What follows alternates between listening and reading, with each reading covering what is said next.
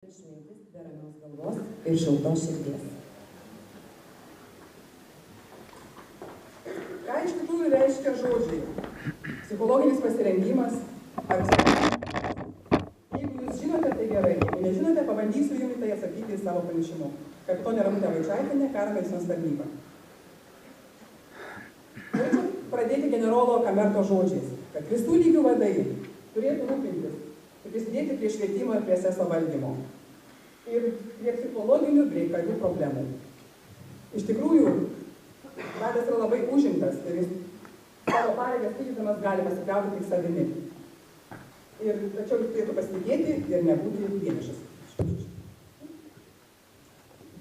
Šiandien norėčiau tiesiog sukelti susidomėjimą jūsų šią temą ir galbūt visiems kitiems, kurie nėra kariai, tiesiog bandyti suvokti jiems, kodėl vadovaujantis asmenys turi žinoti kai kuriuos psichologijos dėsnius. Šiandien apibrėžime apibrėžimus tam tikrus, šiek tiek pristatysime, ką sako NATO šalys apie šitus tyrimus ir susipažinsime apie kaip yra vertinamas mikroklimatas, ką reikėtų žinoti, kokie tyrimai yra naudingi, kokie ne, ir pabaigsime šiek tiek apibendrinančiom išvadom padam, ką jie galėtų daryti. Visas mokslinės tezes aš stengiuosi palikti į šoną, tas, kas domisi, galės gauti elektroniniu paštu. Tiesiog apibendrinau dabar labai populiarų, padariau praktišką patarimą, kad vadai galėtų šiek tiek kažką tai pritaikyti savo darbe. Taigi, kas yra psichologinis nusiteikimas? Taip? Iš tikrųjų, tai karių pasirengimas ir karių nusiteikimas įveikti iškilusius su dabartiniam operacijom ar problemoms, pratybomis susijusius iššūkius. Tai yra dar vadinamas tokiu psichologiniu atsparumu vadinama. Tai karių užsigrūdinimas, tai karių tvirtumas, susiduriant su kariniai tarnyboje iškylančiais sunkumais. Jeigu norėtume apibrėžti mikroklimatą, tai galima būtų pavadinti tam tikrų karių motyvacijos arba entuziazmo lygio. Turbūt tai pritarsite. Tie, kurie mokosi arba dėsto paskaitas arba tiesiog vykdo užduotis, tikrai turbūt pritarė, kad karių motyvacija ir entuziazmo lygis gali labai kisti per ilgą laikotarpį tiek kariniai pratybose, tiek ir misijoje. Ką rodo NATO tyrimai? Aš dalyvauju žmogiškų faktorių studijos tokiai sekcijai NATO, kur atlieka ir bendrina įvairių šalių tyrimus. Ir turiu pasakyti, kad iš 80 maždaug vykdomų šiuo metu tyrimų, maždaug trečdalis yra skirtas būtent karių psichologiniam problemom, motyvacijai, adaptacijai, kaip galima pasiekti geresnį sutelktumą, vykdant įvairių šalių, koalicinių šalių pajėgų operacijas. Ir visi tie pranešimai yra jų apibendrinami, kiekvienas metais baigiama maždaug 3 studijos, pateikiama maždaug 100 lapų raportas, su kuriuo mes galime susipažinti. Ir būtent vienas iš tokių raportų buvo pateiktas knygoje Stresas ir psichologinė parama, ir šitas raportas tapo NATO standartu, mes jį esame išvertę į lietuvių kalbą ir juo naudojame savo veikloje. Taigi yra dokumentas, kuriuo galim remtis. Ir būtent ką jis taip sako, kad vadų būtent požiūris ir elgesys lemia karių nusiteikimą ir kovingumą. Ir antra svarbi frazė yra tai, kad lemia operacijos efektyvumą. Iš tikrųjų, kariai tik pasitiki vadu, žiūri į jį kaip į lyderį ir nuo to labai priklauso būtent tikslų įgyvendinimas, to, ko siekia padalinys. Jeigu dar mes pasmulkintume, ką iš tikrųjų vadui reikia žinoti, siekiant pagerinti padalinio efektyvumą, tai pirmiausia, kad vadas turėtų įvertinti tiek individualų kiekvieno kario pasirengimą, tiek ir karinio vieneto mikroklimatą. Taip, tai yra vienas iš uždavinių. Vėlgi, siekiant to operacijos efektyvumo, vadas turi atkreipti dėmesį į karių lūkesčius, taip, kadangi kiekvienas karys atėjęs į kariuomenę turi savo lūkesčius, kariuomenė iš jo tikisi taip pat. Jeigu vadas tikisi, kad karys bus geras, aukos šeimą, tarkim, ir kausis visada be baimės, tai žmogus turbūt pirmoji eilė rūpinasi, kad jis išlaikytų savo šeimą, kad galėtų būti parnešti tą pinigų sumą ir turi taip pat daug savo taip pat ambicijų, kad įgyti daug žinių, be abejo patirties ir visą tai turi būti įvertinama. Labai svarbu, karys tikisi, kad bus pagalba šeimai. Tikrai karys kausis tada efektyviai, kai jis žinos, kad jo šeima yra pasirūpinta. Šeimos rūpesčių negalima ignoruoti. Vėlgi, jeigu atsitinka kokia nelaimė, žūsta karys arba sužeistas pratybų metu būna, iš tikrųjų vadai turi žinoti, kaip elgtis tuo metu. Ir mes jau baigėme parengti būtent tam tikrus nurodymus, kaip reikės elgtis, jeigu žemyn žuvo karys. Šiuo metu kol kas tai yra vykdoma, bet dar neturime patvirtinto įsakymą. Vėlgi norime paakinti, kad vadai nebijotų kreiptis į psichologinės paramos specialistus, kad tai tas darbas yra reikalingas ir vėlgi NATO studijos pabrėžia 3 pagrindinius dalykus. Pirma, tai yra, kad kelti individualų kario pasirengimą. Antra, kad reikia skatinti karius supažindinti, reiškia, su problemų, kad jos gali būti, ir skatinti kreiptis, nebijoti. Ir, aišku, trečia, kad mokyti būtent kaip įveikti stresą. Iš tikrųjų, psichologinis pasirengimas lemia ir streso įveikimas, būtent visą tai ir kartu pridėjus dar paskutinių operacijų patirtį, lemia, kad padarinys kovos efektyviai. Dabar tai šiek tiek pasmūtinsiu, galbūt kiekvieną dalyką. Kodėl dabar yra svarbu tie streso veiksniai? Iš tikrųjų, kiekvieną dieną turbūt mūsų užgriūva tūkstančiai informacinių žinučių, užduočių per avilį ir taip toliau. Iš tikrųjų, tai kelia nuolatinę, kasdienę, tokį besikaupiančią įtampą. Mintėse vyksta netikėti įvykiai, gali strigti informacijos perdavimas, tai be abejo gali būti tam tikros problemos iškilti namie. Kaip turi vis vadas stengtis duoti laiko, kad karys galėtų spėti susidoroti su tom problemom. Apibendrinti, pagalvoti, kažką tai tokio išleisti, galbūt susitvarkyti savo asmeninius rūpesčius ir panašiai. Bet vadas turi teikti taip pat atsakomybę žuvus kariui. Taip, jeigu trūksta kvalifikacijos, ieškoti kažkur jos, jeigu kažkoks kilo konfliktas, bandyti jį spręsti. Tarkim, esame turėję tokių atvejų, kada važiavome į Daniją raminti, kada nesižvelgėm viršininkas į pavaldinio keliamus prašymus ir vyko netgi konfliktas toks, kad buvo pirmas pasakęs daiktas buvo paleistas vadui į galvą. Iš tikrųjų gerai, kad baigėsi viskas laimingai. Išvada, tarnybinė patikima išvada, kelkite, mokykite, kaip spręsti konfliktus. Iš tikrųjų, reikėjo kiek nedaug, tiesiog įsigilinti į to kario rūpesčius ir bandyti juos atsižvelgti kiek įmanoma. Vėlgi, kaip sakiau, vadas dėl to, kad yra lyderis ir karys jį žiūri ir stengiasi, žiūri į jo įgūdžius, jo atsakomybės laipsnį, ir visada vertina kariai, jeigu vadas gerina galimybę, sudaro kuo daugiau sąlygų kariui augti. Vėlgi, iš tikrųjų, jeigu nėra netiek dažnai, ne visi kariai gali išvykti į misijas, didžiausia vis dėlto tos galimybės išmokti, kaip elgtis yra pratybos. Taip, iš tikrųjų, tų pratybų turi būti kuo daugiau ir ta patirtis sukaupama tiek pratybose, tiek ir realiuose veiksmuose. Aišku, šiuo metu jau skaičiuojame karius, kurie buvo ir 6, ir 8 kartus misijoje.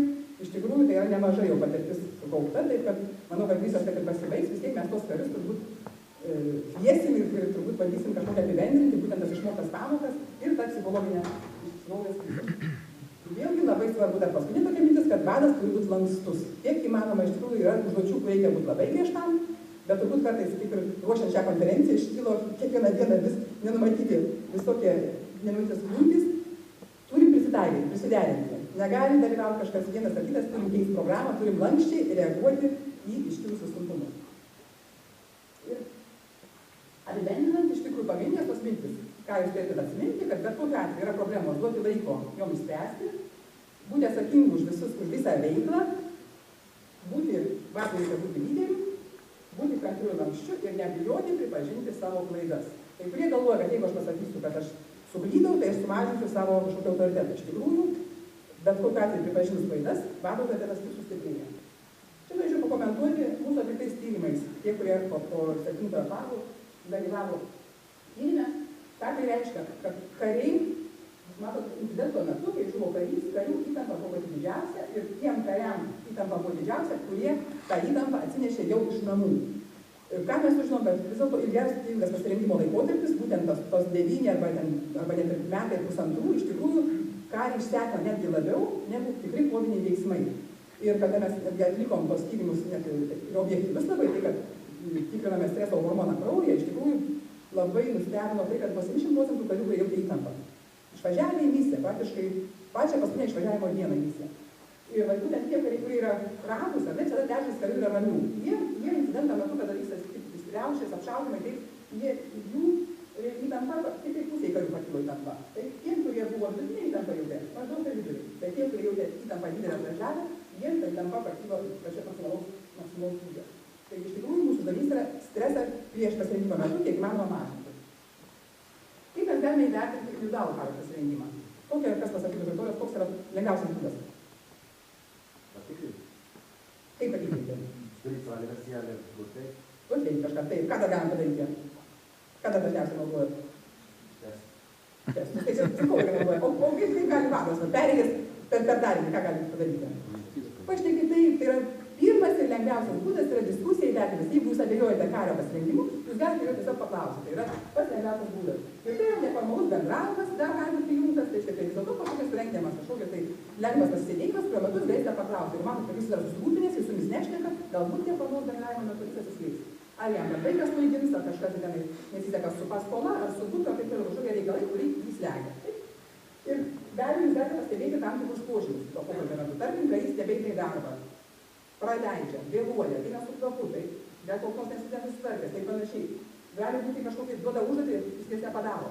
Sėdi visą dieną ir ateina vis tik išeina vėlai, bet užduotis nejuda. Rezultatų darbo nematom. Tai iš tikrųjų tos požymius mes ir norime jums, kaip ir paskatinti jūs, nes pirmiausia tai, kas yra šalia arčiausiai kario, tie žmonės jį pastebi.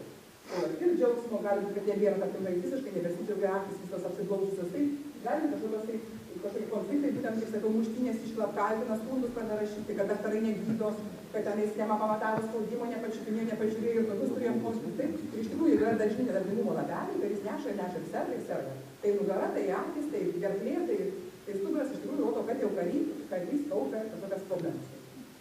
Ir ką būtų galima kaip pagerinti, iš tikrųjų, kur dar galite vertinti? Pratybų metu, kaip sakiau, ir iš tikrųjų dar vėlgi skirti laiko, jeigu mato, kad karys kažką tai tokio jau labai rimtai rimtų veidų kažką pasakinėja, visiškai nemoka reaguoti į numerą, tai reikia tada vis tiek stengtis kažkokį tai paskirti jam poilsį, galbūt pasiūlyti jam kažkokių išeiginių dienų duoti, arba pasiūlyti pasiimti atostogų.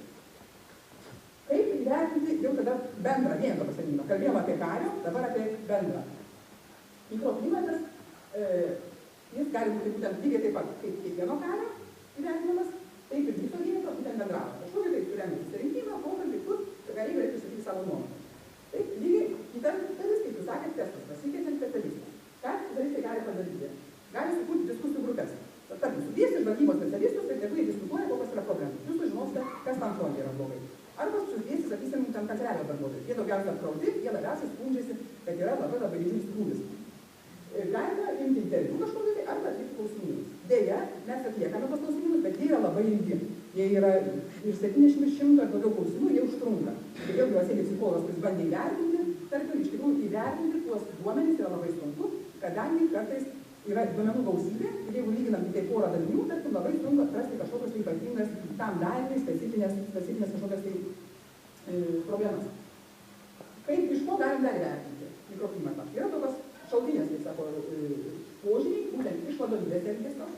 Ar jis skatina, ar gyria karius, ar įvertina, ar tik tai baro. Susirinkęs, tai sako, viskas blogai, kaip paprastai amerikiečiai veda seminarus ir pratybas. Ar prisimenat, ar gali pasakyti pavyzdį? Jeigu jie nori pasakyti pastabas, kaip jie elgiasi?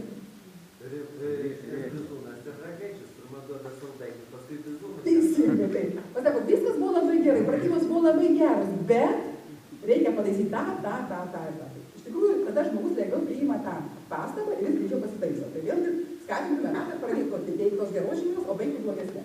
Taip, būtent, ką minėjau, galime įvertinti stresą keliančius veiksnius, sakykime, karštis, šaltis, kažkokios darbo sąlygos, užduočių gausa, trumpas laikas, arba ir taip pat veiksmų efektyvumas vėlgi. Ar labai kariai atliko tą užduotį, kurią jūs iškėlėte, ir ar jie veikia kaip komanda, ar jie buvo sutelkti. Ir dabar taip trumpai, jeigu mes ką mes iš to gauname, taip, iš tikrųjų, jeigu jūs paimate neformalų kontaktą, iš tikrųjų gaunate tam tikrą žemą informaciją. Kodėl? Todėl, kad gali būti neobjektyviai, jūs pakalbėjote, tarkim, 100 karių pakalbėjote su 5. Ir galbūt papuolė pačius apie tie, kurie labai nepatenkinti, o visi kiti kariai yra patenkinti.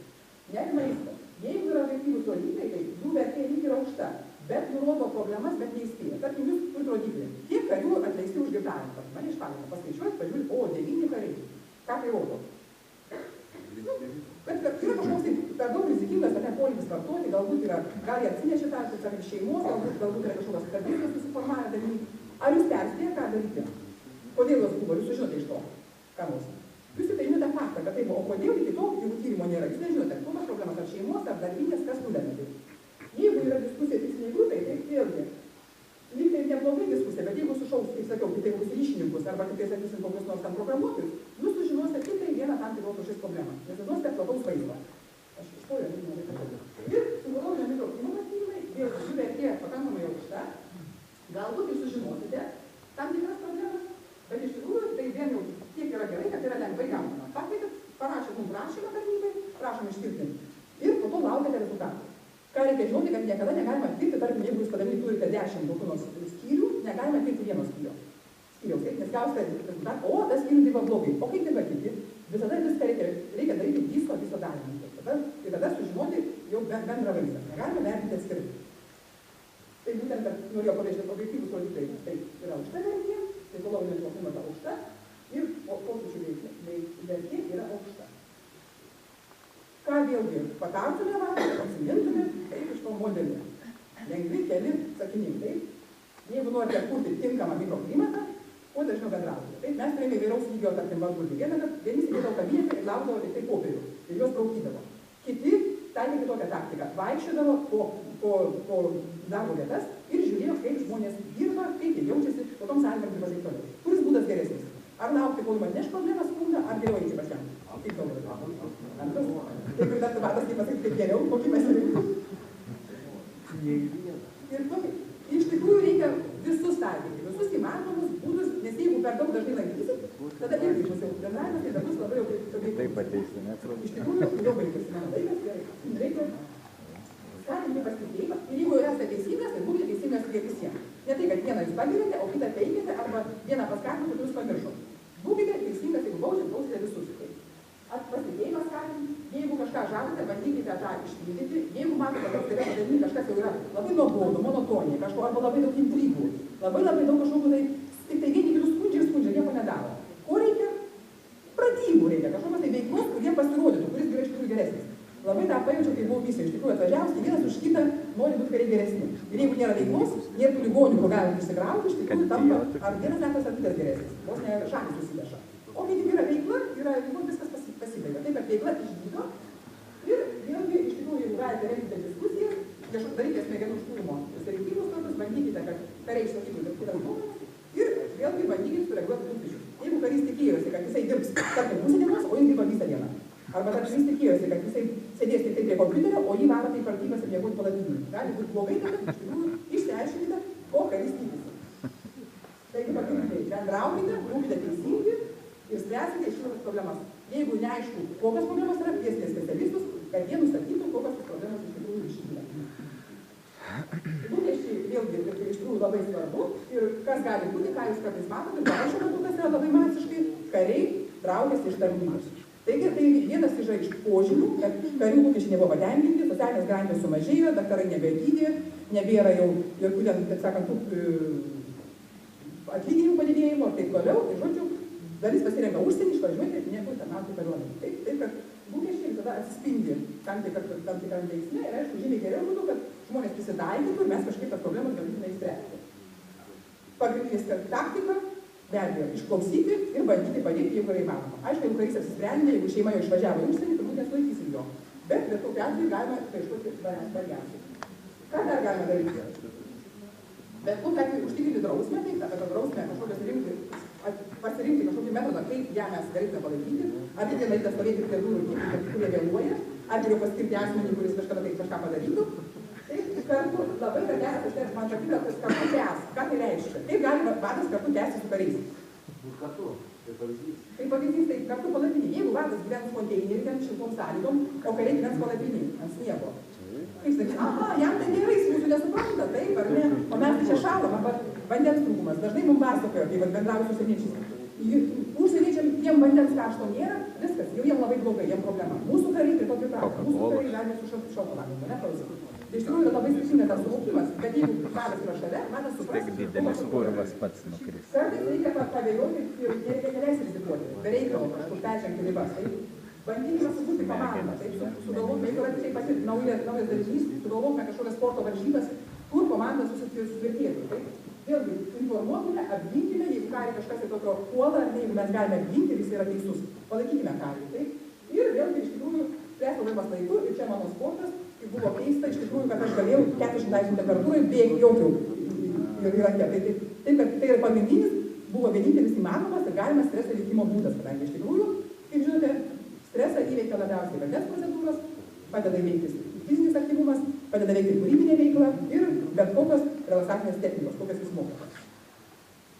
Apie psichologus galiu pasakyti, kad jūs esate taip pat mikropsichologai, kadangi karinio vieneto, karinio vadovo veiksmai yra pirmasis būtent pagalbos lygis. Pagalba draugas draugui. Taip, ir mes mokiname karius per pagalbos draugų metodus, pratybas, kaip aktyviai išklausyti, kaip suteikti pirmą tą emocinę paramą. Vadai dažniausiai moka, žinom. Paklauso, palinksi, užsirašo, vertina, apklausia, teisingai suprato, ar norite didesnio ar laipsnio norite, ar norite algos padidinimo, ar norite kokio dabar įvertinimo, ar medalio. Manau, kad tai turbūt tokia utopija, bet taip galėtų būti. Ir iš tikrųjų, jeigu blogai, tai jeigu žmogus nekalba, parinkti tokius klausimus, kad jis atsakytų klausimus. Nepasakyti, kaip jautiesi, tai gerai. Ar kas, ar ne, kaip kas atsitiko, ar kaip, gal galėtum pasakyti, kas tave neramina. Antras lygis jau psichologinė specialistai, bet daug aukštesnis specialistai. Apibendrinant, ką galiu pasakyti, kad iš tikrųjų karių lūkesčius reikia atsižvelgti, taip, tai yra pagrindinis dalykas. Labai gerai jūs kažką atsiminsite, kad būtent tą įvertinti pasirinkimą individualų galima pokalbių, o dalinio pokalbių diskusijomis pasikviesti specialistus, taip, karius turite informuoti, jeigu buvo atliktas tyrimas, kiek žinau, dabar laivuose buvo atliktas tyrimas, kariai visi turi būti sukviesti ir turi būti informuoti, nes jie dalyvavo tyrime ir jie jaučiasi prisidėję prie to. Lygiai taip pat, jeigu mes darom kokius tyrimus, imam kraują, ar kažkokius plaukus, kažkada kalbėjom, visi pyko, bet paskui bandžiau referuoti apie tai, kokia, tai iš tikrųjų, be tyrimų neįmanoma gauti rezultatą. Ir rūpinkitės savim. Kiekvienas karys jaučia stresą, ir vadas taip pat jaučia, vadas taip pat turi skirti dėmesio būtent streso įveikimui. Ir kuo geriau su tokius specialistus, jeigu jūs turite, kaip girdėjote, yra 13 kariuomenių, jūs išnaudokite. Tai ačiū už dėmesį. Tai dar kartą informuokit. Neužmirškit šeimos problemų. Tai iš tikrųjų, manau, kad sekantis pranešėjai kalbės apie šeimos problemas, tikrai ne vienas pabrėž. Ir neužmirškite, kad turite laiku ir pasportuoti, ir pailsėti. Jeigu kariai nebeis pas jūs, ko gero jie manys, kad jūs, taip sakant, jie jums nerūpi. Iš tikrųjų, gražiai pradė, kad jie arba netiki, kad jūs galite jiems padėti, arba jie mano, kad jums nusispjauti. Ir vėlgi, NATO generolo pono Pauliaus labai teisinga frazė. Jeigu turite klausimų, mes konsultuojame Karo akademijos patalpose, taip pat ir Kaune. Prašome kreiptis, o informaciją, kas nori mokslo tyrimų komisijų, prašome elektroniniu paštu ir aš atsiųsiu. Ačiū už dėmesį.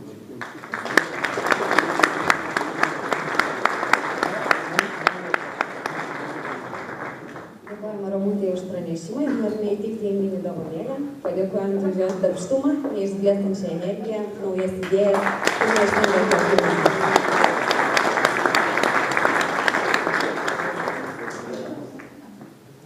Asmenybės branda tarsi upė, kuo ji gilesnė, tuo mažiau triukšmo.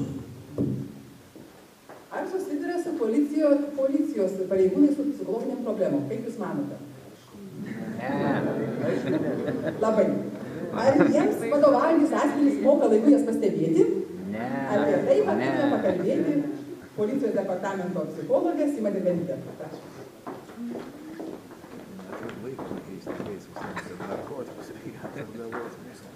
Labadiena, gerbiami kareiviai. Aš esu Sima Dirvelytė, Kauno apskrities VPK psichologė ir pirmiausia pasinaudodama progą norėčiau pasveikinti kolegas 5 metų jubiliejaus progą visų policijos psichologų vardu ir tiesiog pasakyti kolegos, jūsų darbai mus žavi ir įkvepia, taip ir toliau. Šiandieninė mano pristatymo tema ir tikslas yra pasidalinti įžvalgom apie policijos pareigūnų asmenybinį ugdymą, bet manau, kad iš tikrųjų čia nereikėtų skirtumo daryti kariuomenės, kariūnas ar policininkas. Iš mokslinių tyrimų mes žinom, kad suaugusiam žmogui subrendus aiškiausiai asmenybės augimo periodui pasireiškia tada, kai jis išgyvena krizę. Sunku būtų pasiginčyti su tuo, kad mūsų gyvenimuose tų krizių visokeriopų yra tiek ir mažai ir tarsi atrodo, kuo daugiau mes tokių krizinių gyvenimų turim, tuo brandesnėmis asmenybėmis tampa. Deja, žmogaus psichologijai ne viskas yra taip tiesų. Norėčiau pailiustruoti krizės poveikį žmogui pasitelkdama metaforą. Įsivaizduokit, kad netyčia sudaužėt savo mėgstamiausią vazą. Ką jūs darysite? Surinksit tuos šipuliukus ir bandysit suklijuoti vazą taip, kaip nieko nebūtų nutikę. Viską sušluosit, išmesit iš šiukšlių dėžę ir nurašysit viską, kas prieš tai buvo brangu. O gal surinksit šukes, išsaugosit jas, atėjus laikui padarysit kažką visiškai naujo ir nuostabaus, pavyzdžiui, spalvotą mozaiką. Taip ir su žmonių gyvenimu, ištikus nelaimei mumyse kažkas lūžta į šipulius. Tai gali būti mūsų apskritai pasaulio suvokimas, pasitikėjimas savim, požiūris į artimus santykius ar tiesiog tie santykiai. Ir iš tikrųjų tie mūsų, kurie gyvenimus stengiasi gyventi taip, nepripažindami, kad kažkas atsitiko, lyg nieko nebūtų buvę, susiklijuoja save ir gyvena toliau, visam laikui lieka įskilę. Ir tarsi labiau pažeidžiami tom negandom, kurios laukia ateityje, o žmonių gyvenime jų visada yra. Bet tie, kurie priima netektį, kurie priima gyvenimo iššūkį sukurti save iš naujo, jie pasikeičia, jie užauga, jie tampa atsparesni, jų požiūris į pasaulį, į save, į aplinkinius keičiasi. Tai nereiškia, kad tas žmogus daugiau niekada nebejaus skausmo, niekada neturės skausmingų prisiminimų ar neigiamų jausmų. Tiesiog jo gyvenimas tampa prasmingesnis. Toks pokrizinis augimas nėra jau labai lengvas procesas. Ir čia, kad viskas vyktų produktyviau, jūs galite bet kada pasitelkti pagalbą mūsų psichologijos. Jeigu manat, kad psichologas tai yra toks dėdulė, kuris tiesiog sėdi ir klauso savo kliento tuo metu, kai jis guli ant kažkokios kušetės ar ne, ir dūsauja dėl savo nelaimingo gyvenimo, jisai tiesiog skrebena kažką blanknotį ir karts nuo karto sako tokius reikšmingus dalykus. Aha, kaip jūs jaučiatės dėl to? Tai iš tikrųjų norėčiau jūs nuvilti. Nes šiuolaikinė psichologija tai mokslas, kuris remiasi naujausiais pasiekimais daugelio kitų mokslo srityse. Tai ir gamtos mokslai, ir socialiniai mokslai, ir humanitariniai mokslai. Ir metodai, kuriuos naudoja psichologai konsultacijose, terapijose, jų efektyvumas yra įrodytas moksliškai. Ir kai jau praveria psichologo kabineto duris, tai jau tikėkitės, kad pasimatysit su tikrai nemenkai pasikaušiusiu specialistu. Policijos pareigūnai turi psichologinių problemų. Tai ne paslaptis. Ir galima išskirti, iš tikrųjų, iš praktikos galima išskirti 3 pagrindinės grupės tų kreipimus, dėl ko pareigūnai psichologai susitinka. Tai pirmiausia, individualūs sunkumai. Ir čia nuo savižudybės krizės iki tokių dalykų, kaip, pavyzdžiui, patiriamas psichologinis smurtas darbe ar profesinis pervargimas. Labai svarbi grupė yra šeimyninės problemos. Pareigūnai kreipiasi, nes šeimose išgyvenami nesutarimai sudaro labai didelę dalį įtampos ir streso, kurį pareigūnas po to patiria darbe. Tai gali būti konfliktai šeimoje, tai gali būti neištikimybė, skyrybos ir daugybė kitų aspektų. Ir trečioji grupė tai yra tėvų ir vaikų santykiai arba tiesiog vaikų išgyvenami psichologiniai sunkumai, nes mes konsultuojame šeimos narius, nes tai yra labai svarbu.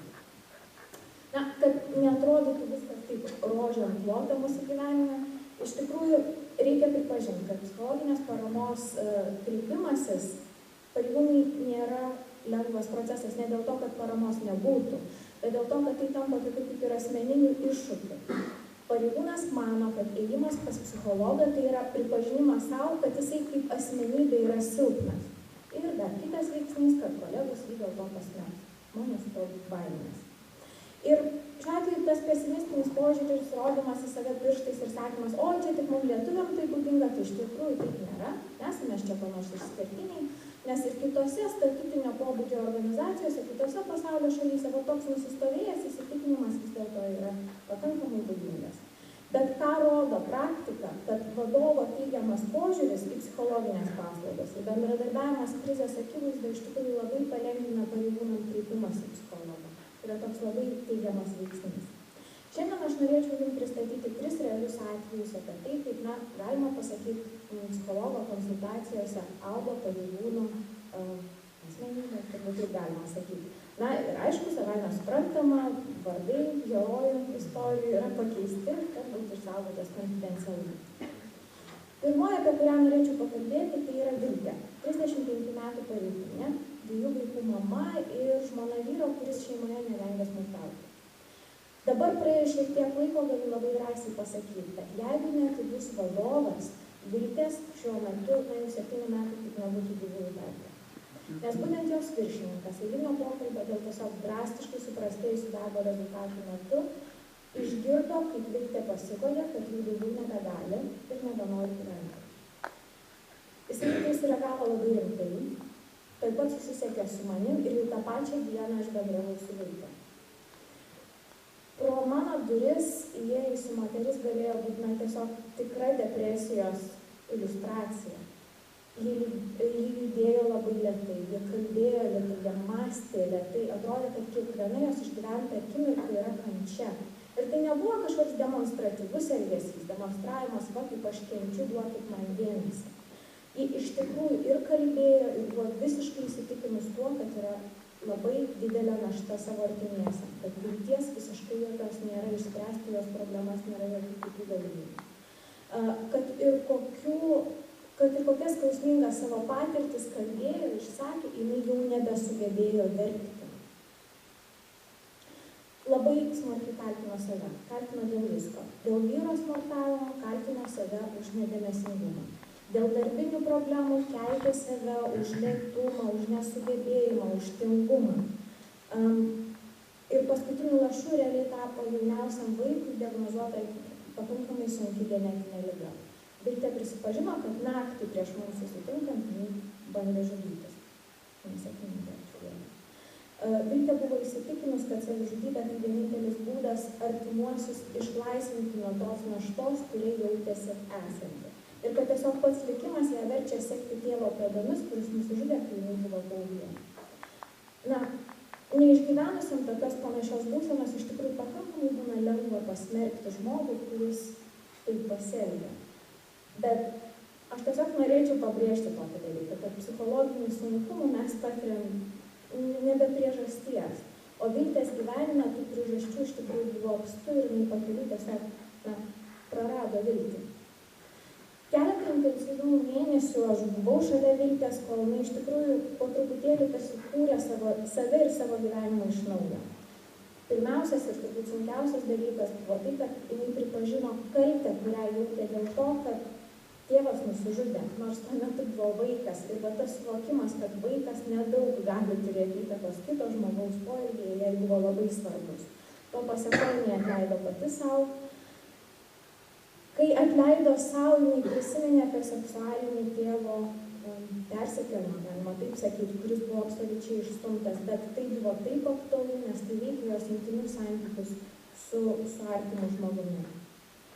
Tai taip prisiminė, jis sugebėjo atleisti, sugebėjo gedėti ir sugebėjo atsisveikinti.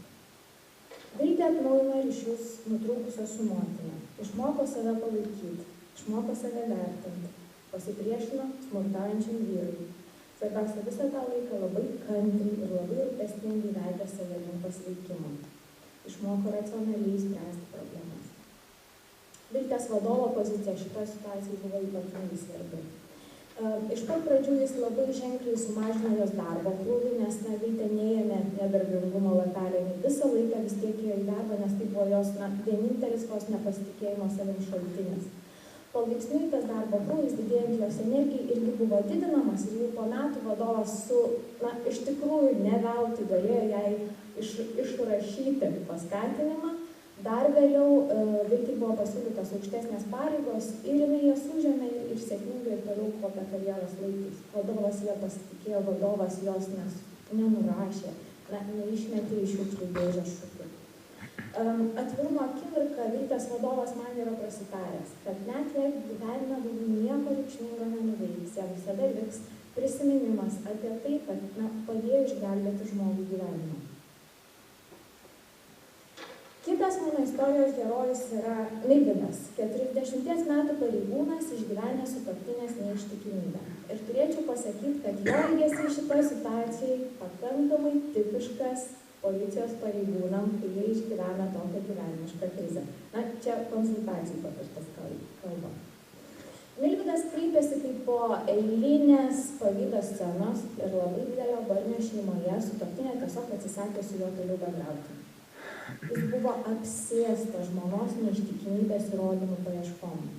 Jis naršė jos telefoną, skaitė SMS žinutės, smulkiai klausinėjo, ką jie veikia, kur buvo, su kuo buvo, na tiesiog kvotė kiekvieną kartą, kai jie išsiskirdavo.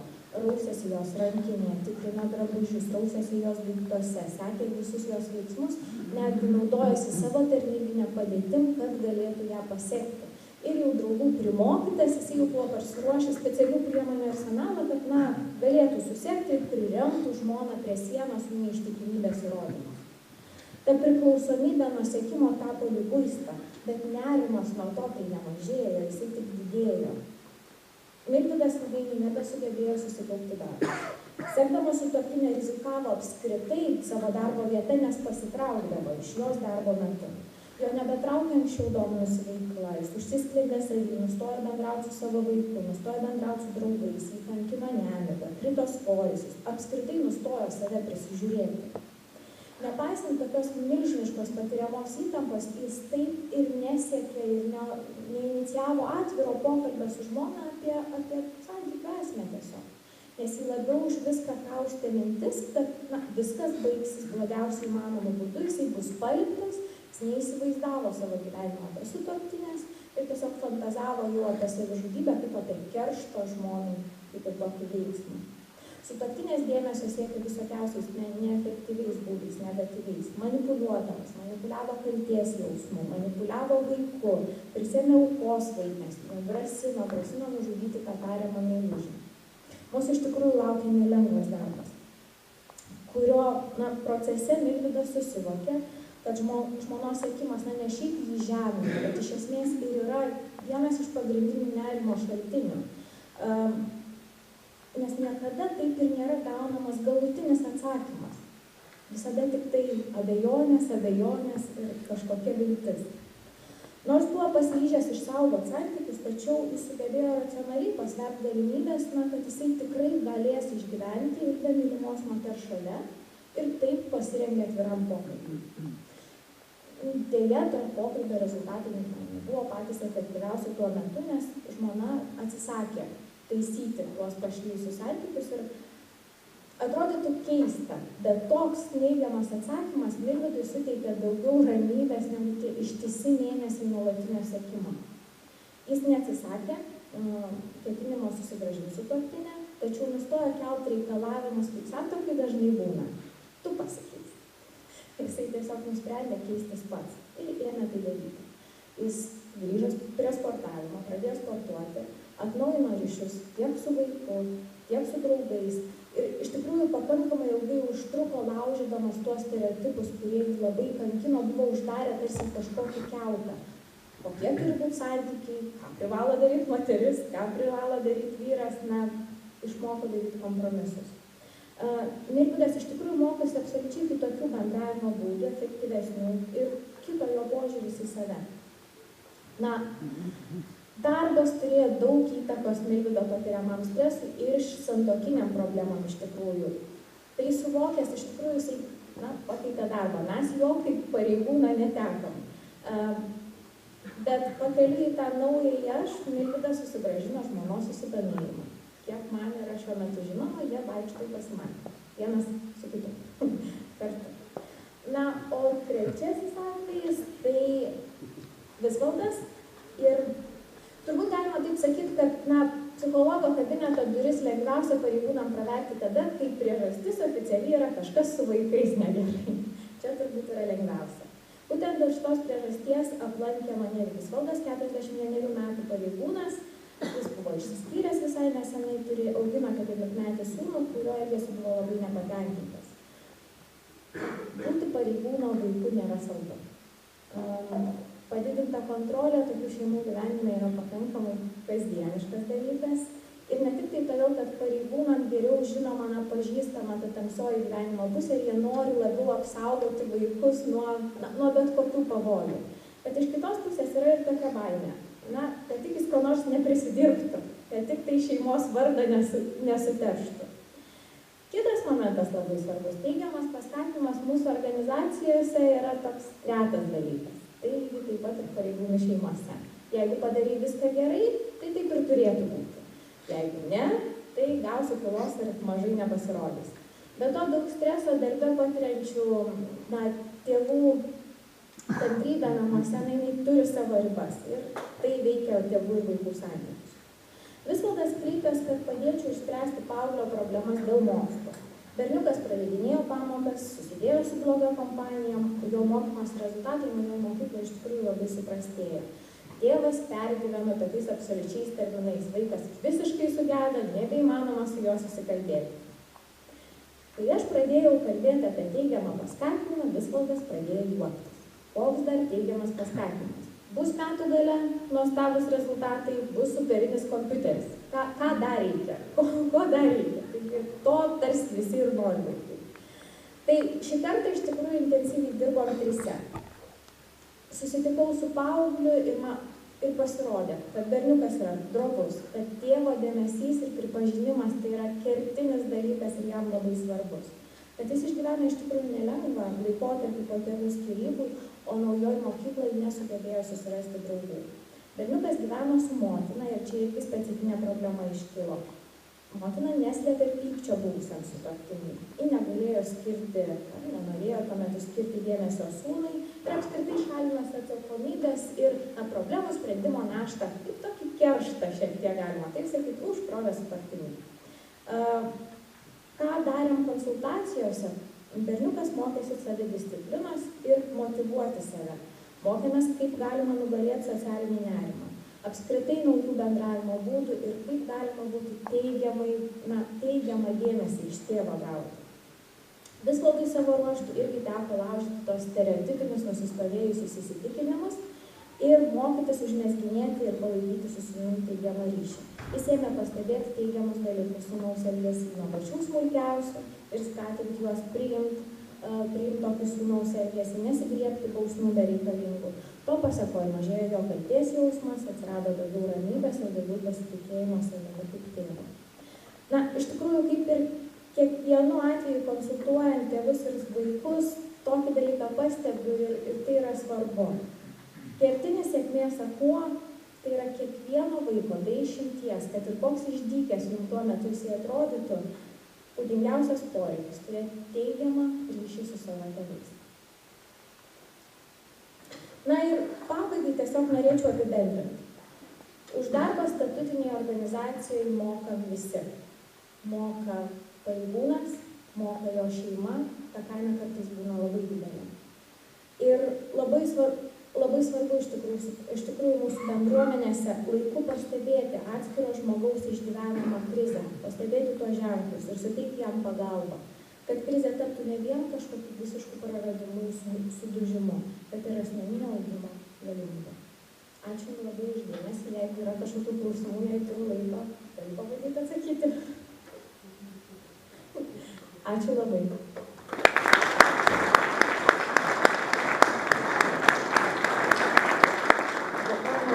Aišku, bylų ir prasmingą pranešimą ir norime padėkoti Simai už bendradarbiavimą ir laiku užtiestą pagalbos ranką.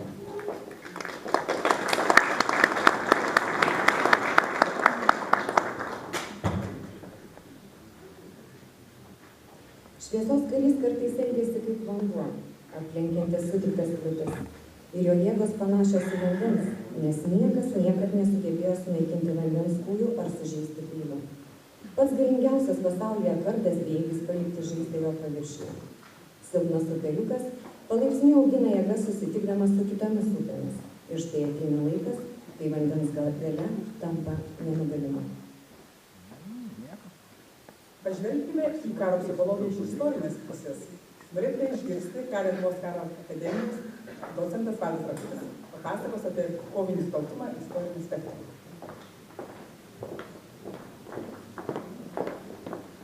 Labadiena, mėly kariai, civiliai ir tiesiog žmonės. Taip jau yra įdomu, kad istorikams dažniausiai nekiek tokie sudėtingi klausimai. Viskas yra aišku, viską daro vadai, visi kiti tik vykdo jų valią ir viskas taip sukasi į priekį. O kada mes pradedam nagrinėti, kodėl iš tikrųjų kartais tas kovinis sutelktumas yra, kai kuriais atvejais jo nėra, tada atsakymai slypi iš tikrųjų net ne vadose, ne jų fotografijose ir piešiniuose, bet iš tikrųjų slypi kažkur tai tarp žmonių, kurie yra vadai, ir tarp žmonių, kurie yra valdiniai. Kažkur per vidurį. Ir toks klausimas klausimo kėlimas, kaipgi tas kovinis sutelktumas atrodė mūsų istorijos bėgyje, privertė mane patį asmeniškai permąstyti visą tai, ką žinojau apie Lietuvos karybos istoriją. Ne mes vien užsiimam tokiom paieškom.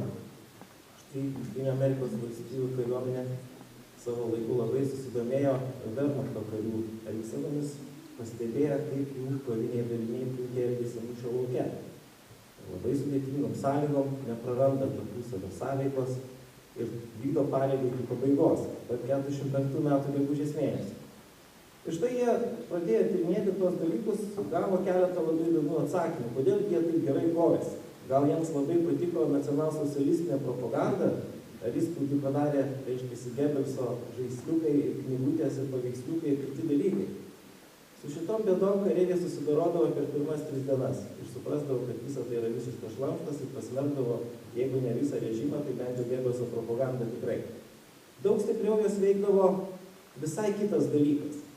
Mes kovojom gerai todėl, kad mes labai mylėjom savo vadą. Ir tas vadas buvo tas, kuris mums buvo šviesa ir mes negalėjom kitaip elgtis, todėl kad jisai su mumis elgėsi tvarkoj. Taigi ryšys buvo ne tarp Adolfo Hitlerio ir kareivių, bet ryšys buvo tarp jaunesnio leitenanto pašaukto iš rezervo ir kario, kuris buvo tenai. Ir štai atradę tos dalykus, amerikiečiai vykdė labai daug tyrimų, kurie jau parodė, reiškia, kas ten buvo, kaip ten buvo tie vadai ugdomi tai Vokietijoje ir iš viso kas yra ta vokiečių kultūra. Pritaikymas amerikiečiams, galima sakyti, nepasisekė, kultūra jų yra kitokia, pagrindai yra kiti, bet vis tik bandymai tokie buvo. Taigi pažvelkime į mus, o kaipgi mes čia atrodome. Turim ką pasižiūrėti iš tikrųjų. Jeigu mes atkreiptume dėmesį, kasgi sukūrė tą didžiąją Lietuvos valstybę istorijos pradžioje, jeigu taip galima pasakyti, jeigu istoriją laikyti rašytinius šaltinius ir valstybės atsiradimą, tai rastume tokį vieną keistą atsakymą. Kariauna. Kas ta kariauna iki galo nėra aišku, rusiškai vadinasi družina, reiškia, tai kaip ir daug tam tokių dalykų tais laikais buvo, bet kas jin tokia, mes per daug nežinom ir nelabai ir domėjomės, kadangi nei vienas iš tos komandos narių atsiminimų nepaliko ir pas psichologus neėjo. Reiškia, jokių užfiksavimų mes neturime. Bet pagal tai, kaip veikia šita kariauna, matosi, kad tai buvo nepaprastai efektyvios grupės, kurios galėjo vykdyti labai daug uždavinių. Žinome, kad šitos kariaunos tai buvo pakankamai nedidelis kiekis karių, kurie kartu su savo vadais veikia labai dideliai geografiniai teritorijai. Štai ukrainiečių istorikas Pašuta pabandė žemėlapį nupaišyti, kurgi tos lietuvių kariaunos matėsi 13 amžiaus pirmoje pusėje ir ta geografija yra maždaug nuo šiandieninės Lenkijos vidurio iki Pamaskvės maždaug ir Novgorodo ir netgi toliau į šiaurę siekiant Saremo salą. Tai yra arealas, kuriame veikia šitos kariaunos. Jų dydis yra istoriniuose šaltiniuose fiksuojamas paprastai nuo 100 iki 800 žmonių. 800 tai čia buvo mūsų karaliaus Mindaugo kariauna, kurių laikoma buvo ypatingai didelė ir galinga, čia jo klestėjimo laikais. Reiškia, kažkur turime kalbą apie 200 žmonių. Paprastai šnekant yra kuopa.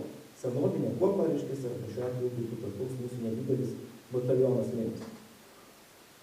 Kaipgi veikia šita sistema? Akivaizdu, kad labai svarbus žmogus buvo vadas.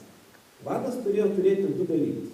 Pirmiausia, jisai turėjo būti geras vadas ir patyręs, dėl to visi kunigaikščių vaikai nuo 14, nuo 12, nuo 16 metų dalyvaudavo karo žygiuose ir tie dalykai labai aiškiai aprašyti, kad išmoktų vadovauti.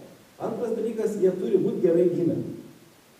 Kunigaikštis turi būti gimęs kažkaip kitaip. Jis turi ateiti iš kažkur kitur, pateptas ir skirtis nuo kitų, kad nekiltų abejonių jo dievišką kilmę. Taigi mes turim skirtumą tarp karininkų ir tai, šitai. Jis turi būti kitokiu būdu atsiradęs. Tada tas ryšys yra kažkoks truputėlį kitoks. Toliau vyko karių atranka. Mes nežinom, kaip jinai vyko, tik tai aišku, kad tai buvo lydima tam tikrų ceremonijų apeigų ir atrinkus tinkamus vyrus, nes nuo kiekvieno klaidos priklauso visos ekspedicijos sėkmė, šita kariauna judėdavo į pasirinktą teritoriją. Tikslas buvo ir karinis, ir ekonominis, be jokios abejonės. Tikslas be jokios abejonės buvo pagrindinis gauti tam tikrą blokį. Atimti kažką. Lygiai taip pat ta pati sistema galėjo būti skirta ir gynybiniam karui, kadangi ta komanda nesiskirsto praktiškai visą vasaros sezoną. Vyksta į tam tikrą regioną, vykdo savo veiklą, kokia jinai ten yra, puola pilis ar plėšia gyventojus, čia šiuo atveju yra visiškai nesvarbu. Ir po to sėkmingai grįžta atgal ir tada štai vyksta vienas esminis momentas. Susirinkę visi vienoje vietoje, dažniausiai prie stalo, aptarė kelionės, kas ką padarė. Ir čia yra proga išsakyti kiekvienam kariui savo nuomonę, o taip pat vadai ir tada lygiagrečiai vyksta grobio dalybos pagal nuopelnus. Momentinis kario įvertinimas, ką vadas apie jį galvoja. Jeigu tas žmogus kažką padarė, mano nuomonė svarbaus, jisai gauna didesnį kiekį grobio, jeigu jo nuomonė jisai darė mažiau, gauna mažesnį. Na ir labai natūralu, kad tie, kurie gavo daugiau grobio, sekantį kartą vėl juos su to kunigaikščiu, kadangi jis buvo pastebėtas, įvertintas ir padarė tam tikrą avansą. Lygiagrečiai su šituo reiškiniu, kuris yra išvyka, sakykime, yra taip pat vadinamosios vaišės. Tai yra tas valdovas, kunigaikštis, jis turi apjoti savasias valdas, apžiūrėti, kaip ten žmonės gyvena, priminti, kad jis čia vadas yra, ir tada vietiniai turi vaišinti. Žodis vaišės reiškia kariaunos vaišinimą. Tai aišku, ten gauna žmonės pavalgyti normaliai, bet ne tik tai. Čia užtikrinamas ryšys tarp vietos ir tarp kariaunos. Tai yra būdas gauti naujus kariaunos narius per pasakojimus, nes be abejonės, tokiose vaišės yra kalbama apie darinius žygius ir nuopelnus, reiškia, čia viešieji ryšiai visi yra šito vietai. Tuo pačiu metu vykdomas teisingumas, kunigaikštis sprendžia susidariusias problemas, o kariaunos vyrai ieško sutinkamų žmonių. Visas procesas sukasi. Ir nors nėra jokių aktų ir nėra jokių dalykų, mes dėl to nieko per daug nežinom, tik iš tokių nedidelių žodžių reikšmės, tai daugiausiai fiksuotų jau gerokai vėliau. Tai yra absoliučiai natūralus procesas, kuris užtikrina visas esminės funkcijas. Ir štai šitos kariaunos, neturėdamas jokio teisės departamento ir neturėdami jokios absoliučiai raštinės, puikiausiai sukūrė Lietuvos didžiąją valstybę. Štai šitos kariaunos.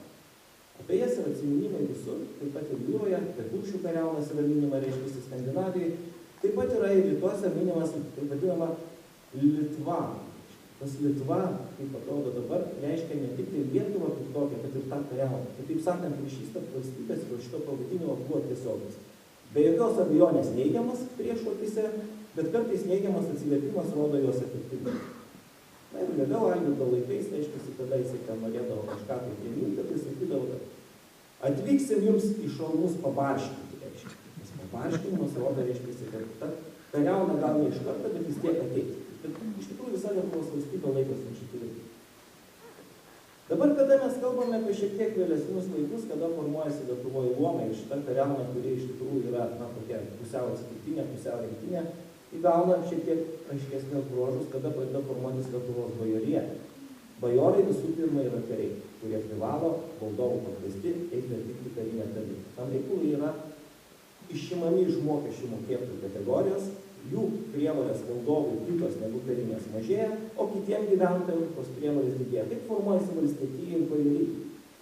Šitas bajoriškasis laikotarpis Lietuvoje truko nepaprastai ilgai. Jeigu jo pradžią pagauname 14 pabaigoje, tai pabaigą mes galime pagauti 20 pradžioje. Tiek ilgai iš esmės šita bajoriška, kariška tradicija tęsiama ir jinai iš tikrųjų yra verta pagarbos. Mes kurdami savo, sakykime, tautinę, etinę kultūrą, eliminuodami bajorišką elementą, elgiamės labai negražiai. Jeigu dainoje yra bajorai, tada viskas gerai. Jeigu mes kalbame apie politinę istoriją, tai bajorija yra kažkas svetima. O čia yra mūsų toks keistas dalykas. Tuo tarpu, iš esmės, karininkijos rengimas yra tiesiogiai susijęs su bajorijos tradicija. Tai yra tiesiog tas pats. Nes bajoras yra kaitis. Ir jie taip supranta save iki 19 amžiaus vidurio, iki pačių sukilimų. Dabar klausimas toksai yra, kągi jie gero padarė, kokias formas yra sukūrę šitos kovinės sąveikos.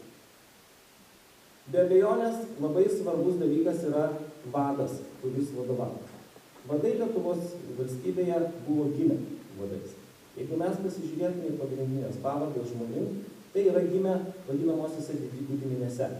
Tai yra tie patys bajorai, kurie Vytauto pagalba Horodlės Sūnui gavo iš Lenkų herbus, garsiuosius, taip vadinamieji herbiniai ponai, kurie paskui sudarė ponų tarybą ir tai buvo uždaras klubas, į kurį, tiesą sakant, sunku buvo patekti. Vienas kitas pateko, bet per didžiausius protestus, ir čia mes žinome, kaip tik garsų kunigaikštio Ostrogiškį, reiškia, jau čia iš rytinių žemė, reiškia, kuris buvo į ponų tarybą įgrūstas valdovo ir visi viską darė, kaip iš ten išmesti. Tiesiog kariavo su juo visokiais. Ir tas atotrūkis tarp didiko ir bajoro mums šiandien kartais yra labai sunkiai suprantamas. Bet jis buvo didžiulis. Lietuvoje bajorija buvo daugiausiai smulki ir vidutinė, arba tada buvo ir buvo didelė. Ir jie vadai ir buvo. Tai tokiu būdu reiškia, jeigu mes paimtume kavalerijos vėliavą, ar tai būtų visuotinio šaukimo, ar tai būtų jau samdomi daliniai, mes matome akivaizdžiai, kad vadai yra iš anos giminės, o kariai yra jau iš pačios bajorijos. Ir tada niekam nekyla klausimų, reiškia, kodėl čia jisai vadas ir reikia jo iš tikrųjų klausyti. Dabar yra toks terminas draugas bajoriškasis. Jisai Lietuvoje yra neprigijęs, bet jisai iš tikrųjų šimtmečius egzistavo, lenkiškai tovažiš, rusiškai tavariš, reiškia, jis tavariš labai įdomią reikšmę. Tai yra žmogus, kuris yra ir draugas, ir pavaldinys tuo pačiu metu, bet iš esmės jo idėja tokia. Jisai tarnauja iš meilės ir ištikimybės vadui. Ne dėl algos, bet iš meilės ir ištikimybės vadui netgi valdovui. Iš čia yra toks keistas reiškinys, kurį pamatė svetimšaliai atvykę į Lietuvą 17 amžiui, kada kažkoks tai draugas turi galimybę įeiti į karaliaus palapinę, čia žinoma karo stovyklos sąlygom, ir pasakyti, viskas tvarkoj, gali miegoti, tavo arklį pririšau, čia prancūzams buvo neįmanomas dalykas. Į karaliaus palapinę, bet kadangi draugas yra ir lygus, ir truputėlį priklausomas, šita sistema labai stipriai veikia. Kokie yra dar šitų draugų papročiai? Jie negali sau leisti užsiimti žemais dalykais. Tam jie turi tarnus. Juk reikia paplėšti normaliai. Karas turi, kaip ir dėl to susirinko. Tam yra tarnas. Ir štai mes turime tą bajorišką į karą supratimą. Karys mūšių draugas, visiems tenai ūkiniam dalykam yra tarnai.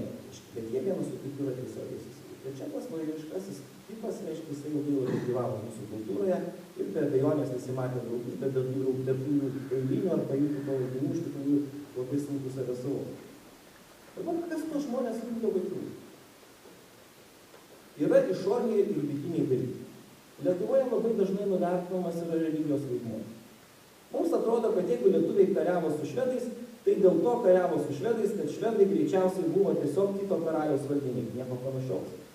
Pastudijavę tekstus jūs rasite, kad jie rūpužės, reiškia, ne taip dievą tiki, ne taip žegnojasi, ir pas juos yra viskas taip. Ir tas religinis elementas yra esminis.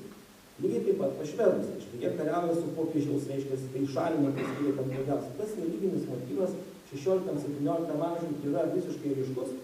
Ir net jeigu vadovauja tiem daliniam protestantai, šiuo atveju radvilų giminė, tai visiškai nekeičia retorikos pačios bajorijos. Jiems yra viskas aišku. Religinė simbolika ant šarvų. Taip, ypatingai su turkais karuose, tai tiesiog kabėjo ten Dievo motinos atvaizdai visiems ir taip toliau. Tai šitas elementas yra labai svarbus, tai vienija mūsų kariuomenę į vieną aiškę grupę. Antras dalykas, reiškia, be abejonės yra valdovas. Valdovas yra labai svarbus. Tyriant žemaičių bajoro tekstus, kur jisai ten rašo karų su švedais, jisai mini du dalykus. Tai yra žemaičių kunigaikštystė ir valdovas. Apie Lietuvą nė vieno žodžio. Jantas kažkokia neaiškiai idėja. Bet šitie dalykai lokalinė bendruomenė, kur bajorai vienas kitą pažįsta, ir valdovas, aiškiai, yra labai svarbus. Dar vienas antras dalykas, kuris jungia visus tos žmonės, tai yra priklausomybė nuo konkretaus vado. Mes kartais įsivaizduojam, kaip ir kalbam, kad valstybinė kariuomenė ten kažką padarė, pasižiūrėję labai atidžiau, jūs rasite ten labai keistą tos kariuomenės sandarą. Jinai tokia truputėlį valstybinė, truputį ne visai. Kadangi finansai pas mus visada buvo tragedija valstybei, baisi tragedija. Algų mokėti niekas laikų nemokėdavo, tai realiai tas, kas būdavo paskirtas kariuomenės vadu, turėjo skaitytis su galimybė, kad teks pačiam truputėlį pamokėti, lemiamų momentų prieš mūšį iš savo nuosavos kišenės. Pinigai atgal grįž. Galbūt po 16 metų, o gal ir po 20. Jie grįž tikrai, bet labai negrįž. Tai kraštas atsigers. Kitaip sakant, vado ryšys su kariais būdavo labai įdomus ryšys. Jeigu jisai pasirūpindavo kariais, spręsdavo jų klausimus, atsižvelgdavo, mokėdavo juos įkalbėti, tas įkalbėjimas yra visur. Kariai su juo kariaus ir žinos, kad šitas žmogus juos rems. Tokiu būdu mūsų kariuomenė Lietuvos ne visada turėjo truputėlį privačios kariuomenės bruožų. Ir netgi skiriant kariuomenės vadus, valdovas, protingas valdovas, atsižvelgdavo į to žmogaus asmeninius interesus. Pasakykime, kodėl Jonas Karolis Chodkevičius taip puikiai kariavo su švedais? O todėl, kad prieš visą kampaniją jisai buvo paskirtas Tartu seniūnu. ir didelė dalis Livonijos buvo jo valdoma teritorija. Kitaip sakant, žmogus kariavo ir už save, ir už Respubliką. Viens kitam nereiškia. Kodėl Radvilos stato Biržų tvirtovę? Ogi todėl, kad nori turėti didesnį įtaką Livonijos reikalams. Ir kada turi pilių, tada natūraliai su jos kaip. Kas statė 17 amžiuje Lietuvos pilis? Statė didikai, kurie iš savo pinigų, privačios pilis, kurie turėjo noro tapti, gauti aukščiausius laipsnius. Tokiu būdu ryšys tarp kario ir šito vado yra labai aiškus. Ir kada jie yra tiesiogiai susiję, tikėjimai, to pačio valdovo, iš esmės tos pačios valstybės, bet taip pat susiję visais kitais dalykais, tai vidiniai saitai tarp vado ir karių ir suvokimas, kad vienas be kito negali gyventi, tada, reiškia, mes pradedam suprasti, iš kur atsiranda Lietuvos kariuomenės kokybinė persvara karuose. Ir jeigu mes pasižiūrėsime 17 amžiaus karus, ypatingai su Maskva, didžiąją kunigaikštystę, kariuomenių santykis yra vidutiniškai, maždaug 1:4. Tai dar normalus santykis. Su tokiu santykiu maža Lietuvos kariuomenė dar sėkmingai kariavo su Maskvėmis. Ta situacija šiek tiek keičiasi 17 amžiaus antroje pusėje, kada situacija pradeda keistis Maskvoje, jie modernizuoja savo kariuomenę, mes sėdim toj pačioj vietoje ir tada jau tas santykis darosi mums nebepalankus ir ta kokybė po truputėlį išgaruoja. Bet iki to laiko viskas buvo labai neblogai. Miestuose gyventojai buvo labai glaudžiai susiję tarpusavyje įvairiais ryšiais. Jie cechams priklausė, dirbo kartu, gynė, statė tam tikrą dalį miesto apylinkinės sienos, kartu gynėsi pajėgė. Tai ypatingai ryšku Baltarusijos teritorija, dabar Lietuva jau buvo tokia taikos zonai, galima pasakyti. Šitos priemonės yra išlikusios, kaip pavyzdžiui, Slucko, nes veikia 18 amžiaus pabaigos. Šita sistema veikia pakankamai gerai. Na, gal tos senos istorijos gana, nes, kaip sakyčiau, 18 amžiaus istorikas, jam atrodo, kad viskas, kas esmė jau 18 amžiaus pasibaigė. Pasižiūrėkime modernesnius dalykus. Štai mūsų nepriklausomybės kovos. Apie Lietuvos kariuomenės kokybę galima rasti daug blogų dalykų. Iš tikrųjų, dažnai pasirodo tokie keisti daiktai, kaip karių nesusijimas tarpusavy, kaip sakykime, paskaityti savanorių žygis. Buvo gera vakaruška, pasilikom, pabaliavojom, grįžom, o išėjo visi. Nu ir jie tada leisi dalį, ten visi nuotykiai su tuo susijęs. Tai ta kariuomenė buvo tokia dar labai neaiški Lietuvos savanoriai. Bet būtent jos viduje yra reiškiasi tokių esminių dalykų, kada ypatingai Širvintų mūšio metu, kada reiškia, visiškai yra blogai, ryšios iš tokių nėra, Lenkų yra 3 kartus daug daugiau, informacijos jokios nėra, tai mes su mūsų karininkų kursais tą mūšį atkartojam kasmet, maždaug lapkričio gruodžio mėnesį, duodam jiem pakariauti už lietuvius arba už lenkus, labai įdomus įspūdžiai yra iš viso šito žaidimo. Bet istoriškai buvo taip, reiškia, Širvintose esantis 7 pėstininkų pulko, ten kiek tokių pajėgų buvo realiai, ten 2 batalionai, bet ir tai nepilnos sudėties, jie nebegali apsiginti. Informacijos iš valdžios nėra, pasitraukti iš Širvintų į tokį nedidelį kaimą, ant kurio dabar autostrada yra užvažiavusi. Susirenka žmonės ir sako, gintis negali. Nu nėra mūsų tiek, nepadėksim, tai Lenkų kalba. Ir tada tokia mintis, jeigu negalim gintis, tai pulkit. Juk Lenkai irgi nežino, kad mūsų yra. Ir kas tada? Pasižiūrėkime sendį. Teodoras Baunas. Žmogus, kuris Lietuvos kariuomenėje paliko 24 metais, tiesiog išėjo taip gyventi. Ir apie jį niekas per daug nešneka, jo vardu auditorijų niekas nevadina. Taip. Jis su savo vyrais, jo pavardė daug, kur matos nepriklausomės kovose, sako, žinot, mes galim tos Lenkus tikėti už užpakalį, bet nežinom iš tikrųjų. Čia taip ir gyvena. Ir jie tada ramiai palei Širvintos upelį, reiškia, žygiuoja sėkmingai. Ir ką jūs galvojate? Paryčiais apie 12 valandą jie išeina tiesiai į Lenkų brigados užpakalį, kaip jie rašo, reiškia. Ir užpuola jos pusryčiaujančius, reiškia, valgant taip, šalia buvo brigados štabas viskas. Puola lietuviai iš tokios vietos, iš kur niekas nesitikėjo. Ką daro Lenkai? Bėga, aiškus reikalas. Įskaitant ir patį generolą Makševskį, kuris įlenda kažkur tai meldus, reiškia, ir prasėti baudėjimai dalykai. Tiek paima turto, kad kareivių neužtenka saugoti, reiškia. Ir varo paskui per Širvintą su visom to ten tai Lenkai bėga, nėra kam gaudytis, reiškia, kurie pabėgo taip pat. Tai kas čia suveikia? Desperacija. Čia suveikia labai paprastas dalykas. Tiek tasai leitenantas Teodoras Baunas 4 mėnesius pagreitintus kursus baigęs, leitenantas su pirmo pasaulinio karo patirtimi. Tiek tie kareiviai, kurie ten pas jį buvo, jie buvo vienas tono, kaip sakė. Ta prasme, žmonės iš veiksmės išaugę iš vienos aplinkos, kurie šitų sunkių aplinkybių įtakoj suprato, kad vieni kitų gyventi negali. Jie pasijuto kariais ir ta desperacijos privertė veikti panašiai. Labai panašus procesas vyksta Giedraičiuose, tai per 30 km nuo Širvintų, kur situacija irgi adekvati, jie irgi tą patį padaro kažkas, jie irgi ten perėmė kontrataką ir imasi ryžtingų veiksmų. Reikalas prispaudžia. Tas reikalas prispaudžia ir visi supranta, kad labai svarbi vieta yra vado vaidmuo.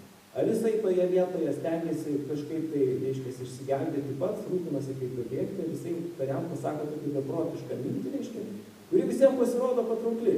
Nu, jeigu negali gintis, tai pulkime, ne?